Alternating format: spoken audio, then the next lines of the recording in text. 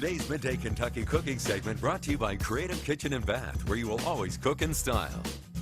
Welcome back to Midday Kentucky, everyone. Over here with Chef Allison Davis. How are you today, my dear? I'm wonderful. How are you? Good. I see you cooking up a little bit of beef. Yeah, beef's what's for dinner. Beef what? Beef is what's for dinner. Have you heard that? There was an old commercial back in the day. It was like, beef, it's what's for dinner. It was a Kentucky Beef Council or the USDA beef. Yep. Yeah. Got you. Big promotion. Do we grow a lot of beef here? There is a lot of beef, yeah. Kentucky beef. You can actually get local ground Kentucky beef at Kroger. Yeah. You're right. I just answered my own question as I thought and about it. Critchville Meats, they have a lot of fresh ground beef as well. And Wagyu. All right. Wagyu? They do. Yeah. I know. Well, this is not Wagyu, so don't get too excited. But no, do you in Australia have like traditions for the New Year's? Like, do you have like any New Year, New You. Good luck foods, like superstitions, anything like that? Well, this is kind of a play on that because around the New Year's we would always have like a cabbage, corned beef, black-eyed peas dinner. And it was a tradition every year because looking at the history of it, I think it goes back to German, but you would eat black-eyed peas because they look like coins. And so it was black-eyed peas and cabbage because it's green like money for like prosperity. And they would serve that as like a good luck. This is an American tradition? No, this is more like an old German tradition that's been like passed down. But a lot of times you see cabbage and peas eaten for New Year's as like good luck, like on New Year's Day for prosperity and health and all of that for the new year. So that's interesting. What I'm doing is kind of putting all of those things into like a cabbage roll. So we're going to get all the prosperity and good luck and everything in one bite. Sounds like a plan. So I have ground beef that's cooking. Yep. I took a head of cabbage and just put it in water so it would soften the leaves. So we could can do a roll up. That's a good idea. All right, so we're going to add some black-eyed peas in here with our ground beef. Just without the juice? Yeah, I drained it.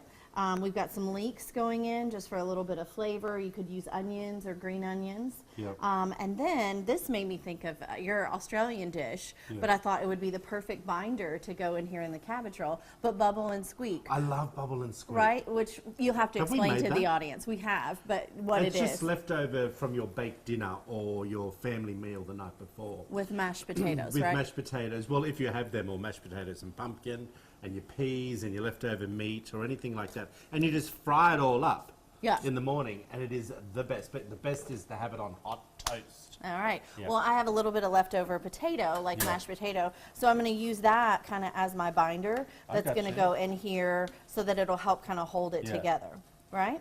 Yeah. Well, so we got our black-eyed peas, our potatoes, our ground beef. Yes, and then we're going to add just a little bit of Parmesan cheese. Again, the cheese is also going to kind of help that bind. It should. A little bit of salt. It's going to give it a little bit of bite too. A little bit of salt and pepper, and I like the addition of just a touch of nutmeg in this with the potatoes and the beef. That's interesting. It goes well with the cabbage. Does it? Nutmeg? Yes. Never heard of that. Okay. All right. So how many, like, this is quite a filling meal. Yeah, and you could freeze these. You know, you could, you can, because we've already cooked the cabbage. Well, we cooked it, you know, just a little bit to like in the warm water. So we're going to take our filling. Who knew? We're going to take our filling, just put it in there, and basically we're going to make like a little burrito. Okay. Good luck burrito for our New Year's, right? So over and then. Yeah, I got you. Yep. Okay. Yeah, I'm going to leave you to it. Yeah. What about all that there? You're going to roll that up in it. Oh. And then I usually just go like seam side down. But I just thought this was pretty clever because it's all in one and it's easy and you can entertain with this too, you know? We could do like a little marinara sauce over this. A little tomato sauce would be good on top of this. And just why is mine square? You just Yours have is round. No, you're fine. You might be having a little bit more filling. Yeah, you did that on my purpose to make it look like I didn't know what I was doing. Sissy? Just over. All right, we're going to keep rolling. If you want to find out about this recipe, head over to wtbq.com/Midday Kentucky. It'll all be there. Chef Allison Davis on Instagram. See you in a minute, everyone.